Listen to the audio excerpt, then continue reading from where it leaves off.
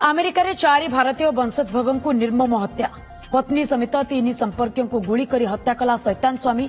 जर्जिया रे घटिछि एभली एक लोमो टांकुरा घटना। पारिवारिक कलहरु बचसा को नहीं पत्नी को हत्या करबा परे 3 संपर्कियों को गुली करी हत्या करिछि स्वामी।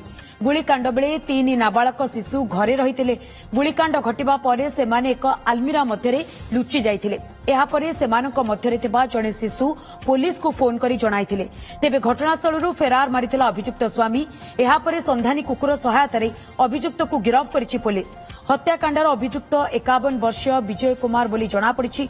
मृतक माने हेउचंती अभियुक्तक 43 वर्षीय पत्नी मीमू डोगरा एवं संपर्कीय गौरव कुमार, निधि चंदर एवं हरीश चंदर।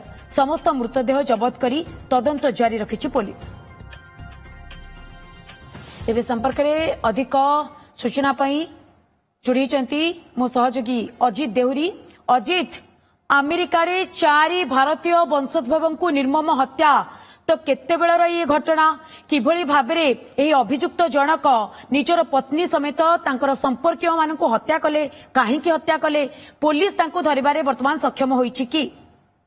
देखो मंदाकिनी ये हूँ गोटे पारिवारिक कलहर गोटे करुण परिणति। पारिवारिक कलह आ उत्क्षिप्त हो जड़े स्वामी किभली स्वामी से शैतान पलटि जाए तार एक गोटे बड़ उदाहरण।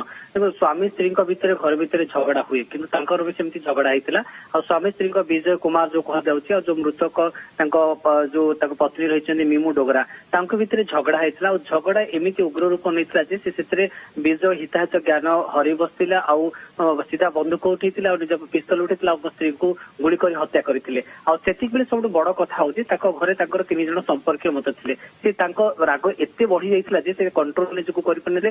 आ पत्नी सहित से 3 जन संपर्क जो माने थिले तांको मध्य गुली करके हत्या कर जेतिले। माने पूरा रक्तर तांडव से रक्तर आतंक खेली जाइथिला सेठी। ए जो घटना घटी अमेरिका रे जर्जिया रे घटी घटना किंतु सबुठु बड़ कथा देखंतु सेतेबेले घर भितर तांकर जने छोट पिला थिला जो विजय आ मीमुंकर ता सहित संपर्कंकर आ 2 जन पिला मध्य थिले। सेमाने गुलीकांड देखि केते भयभीत होई कि देखि आलमीरा पछपटे लुचि जाइथिले। सेमाने होयतो जदि से तांको सामना को आसी थांते होयतो विजय तांको छाड़ी न था। 3 जन कमलवती शिशुकर भी जीवन नहीं जाते किंतु से पिला माने उपस्थित बुद्धि कटिक से आलमीरा पछपटे भयभीत होकर लुचि जाते जो से जीवन बंचीगला। और घटना पर विजय सेठी छाड़ी माने से जगह छाड़ी पलि जाता घर छाड़ी पलि जाते।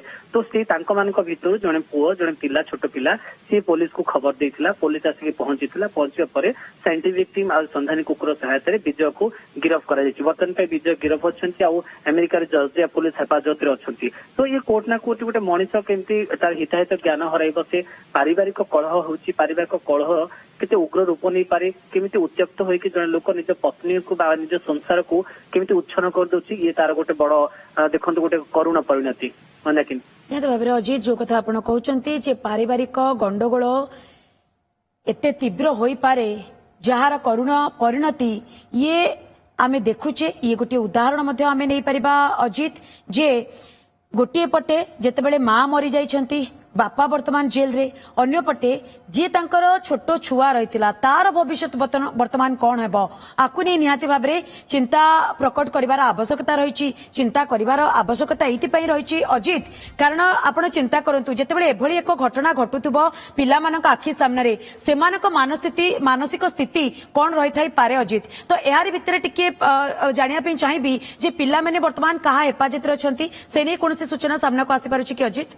देखो मंदाकिनी निज आखि सामने पिलांकर आखि सामने बापा निज माँ को गुली कर हत्या करुच्ची घरे संपर्क को गुली कर हत्या करुच्ची। ये कोठी ना कोठी कमलवती शिशुकर मानसिक स्तर में गोटे बड़ आघात देथिबो। आ जोटी माँ चलीगले बापा जेल चलीगले से पिला मानकर वर्तमान भविष्य को लेकिन बड़ प्रश्न चिन्ह ठिया होछि। तो वर्तमान पर कि से पिला जो रही अमेरिका रिलेटिव को पाखे रही मानसिक स्थिति हुए तो ठीक न थाई पारे कारण से नहीं कौन स्पष्ट सूचना मिल पारना।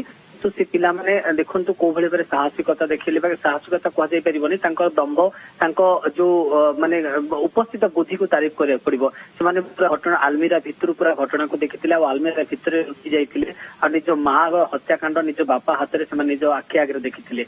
तो कोठी ना कोठी गोटे लोमहर्षक घटना कह हृदय विदारक अति विभत्स कांड। ଭାବରେ ଅଜିତ ଇଏ ପାରିବାରିକ କଳହ ଏତେ ତୀବ୍ର ହୋଇଯାଇଥିଲା ଯେ ଯାହାର କରୁଡ଼ ପରିଣତି ବର୍ତ୍ତମାନ ଏହି ଛୋଟ ପିଲାମାନଙ୍କୁ ଭୋଗିବା ପାଇଁ ପଡୁଛି। ଏହାରି ଭିତରେ ଯେହେତୁ ବିଜୟଙ୍କୁ ପୋଲିସ ତାର ହେଫାଜତକୁ ନେଇଛି, ଆଗାମୀ ଦିନରେ ଏହାର ସ୍ଥିତି କଣ ହେଉଛି ତା ଉପରେ ମଧ୍ୟ ନଜର ରହିବ। ବହୁତ ବହୁତ ଧନ୍ୟବାଦ ଅଜିତ ଆପଣଙ୍କର ତମାମ ସୂଚନା ପାଇଁ।